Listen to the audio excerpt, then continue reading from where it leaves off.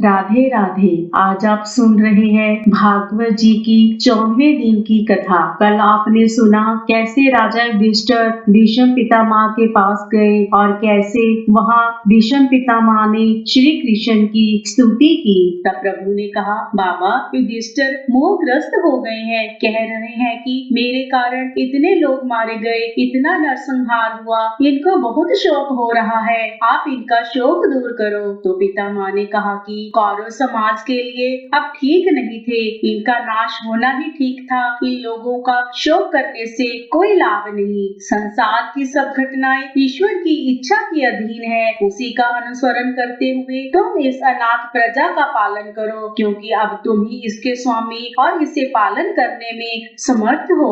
ये श्री कृष्ण साक्षात भगवान है, यही परम पुरुष नारायण है, जिन्हें तुम अपना व मेरा भाई, प्रिय मित्र और अपना सबसे बड़ा हित करने वाला मानते हो ना, जिन्हें तुमने प्रेम वश अपना मंत्री, दूत और सारथी तक बनाने में संकोच नहीं किया। वे स्वयं परमात्मा है और इस धरा पर संसार की भलाई के लिए अवतरित हुए हैं। देखो वे अपने अनन्य प्रेमी भक्तों पर कैसे कृपा करते हैं। इसी कारण इस समय जब मैं अपने प्राणों का त्याग करने जा रहा हूँ, इन्होंने मुझे साक्षात दर्शन दिया है। तब उन्होंने युधिष्ठिर को अनेक धर्मों की बहुत सी बातें बताई।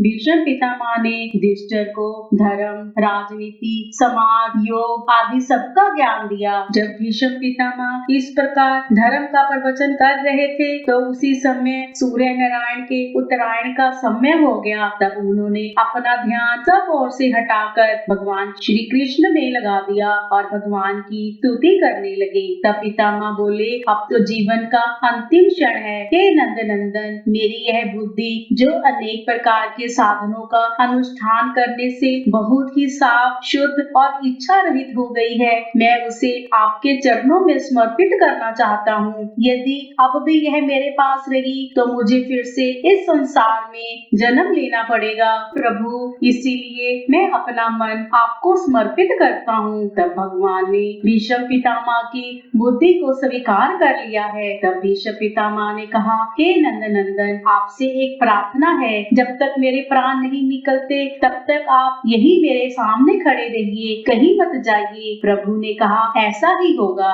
तब भीष्म पितामह पिछली बातों को याद करते हैं और कहते हैं कि हे केशव, मुझे वो दिन याद है जब आप मेरी और रथ का पहिया लेकर भागे थे। मुझे वो सब लीला याद है जब मुझे दुर्योधन बार बार उकसाता था और कहता था, तुम तो पांडवों से मिले हुए हो, तुम मेरी ओर से युद्ध नहीं करना चाहते, मेरी विजय नहीं चाहते। तब उस समय मैंने प्रण कर लिया था कि या तो किसी एक पांडव का वध कर दूंगा या फिर आपसे शस्त्र उठवा कर रहूंगा। तब सारी रणभूमि में सन्नाटा छा गया था, क्योंकि सबको पता था कि भीष्म पितामह की प्रतिज्ञा कभी झूठी नहीं होती। उस रात भगवान बहुत बेचैन रहे, नींद नहीं आई उन्हें। पहले तो करवटें लेते रहे, फिर उठकर बैठ गए। सोचने लगे, जब मुझे इतनी तकलीफ हो रही है तो बेचारे पांडव कितने परेशान होंगे, तो उनके पास जाता हूँ। तब भगवान पांडवों के शिविर में गए और देखा सब पांडव सो रहे हैं। फिर भगवान अर्जुन के पास गए,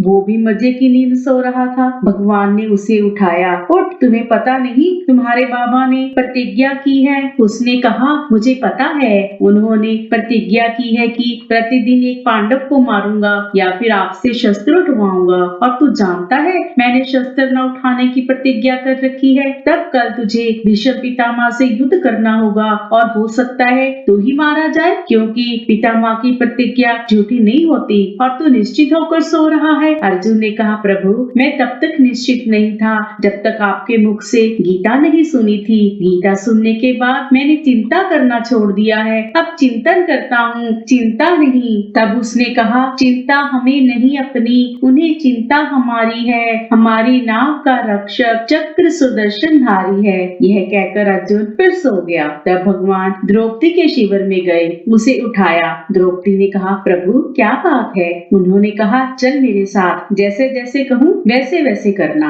रात के अंधेरे में प्रभु द्रौपदी को लेकर कौरवों के शिविर में भीष्म पितामह के पास गए। भगवान ने कहा, बाहर ही चप्पल उतार दो, अगर आहट हो गई तो पकड़ी ना जाए। उसने चप्पल उतार दी। भगवान ने कंबल ओढ़ रखा है, सोच रही है कोई द्रौपदी द्रौपदी की पादुका न देख ले। तब उन्होंने द्रौपदी की पादुका को उठाकर अपने कंबल के भीतर छुपा लिया। द्रौपदी भीतर गई। लगभग 3 बजे का समय होगा। उस समय भीष्म पितामह शैया से उठे ही थे और भगवान को याद कर रहे थे। उसी समय द्रौपदी ने उनके चरणों में प्रणाम किया। वो मन में सोचने लगी कि इस समय कौन, पर चूड़ी की आवाज से उन्हें इसका अंदाजा हो गया कि कोई सुहागन स्त्री है। जैसे ही द्रौपदी ने प्रणाम किया, उन्होंने कहा, अखंड सौभाग्यवती। फिर पूछा, कौन? द्रौपदी ने कहा, मैं पांडवों की कुलवधु द्रौपदी हूँ। तो इस समय यहाँ कहाँ से आ गई? तब उसने कहा, क्या मैं यहाँ आपको प्रणाम करने नहीं आ सकती? तो उन्होंने कहा, यह तो ठीक है, पर तुझमें इतनी समझ नहीं कि रात को 3 बजे मुझे प्रणाम करने आए। तो ये बता, तेरा भैया कन्हैया कहाँ है? तो उनको बाहर क्यों छोड़ आई? तब जैसे ही प्रभु अंदर आए, प्रभु ने द्रौपदी की चप्पल को नीचे रखा। यह देखकर भीष्म पितामह रो पड़े। हे केशव, अपने भक्तों की तुम्हें इतनी चिंता है। तब द्रौपदी ने कहा, बाबा, आपने मुझे अखंड सौभाग्यवती होने का आशीर्वाद दिया है और आपने प्रतिज्ञा भी की है कि पांडवों का वध करूंगा। तो भीष्म पितामह ने कहा, तो क्यों चिंता कर रही है? तेरे भैया के होते तेरा सुहाग कैसे खंडित हो सकता है?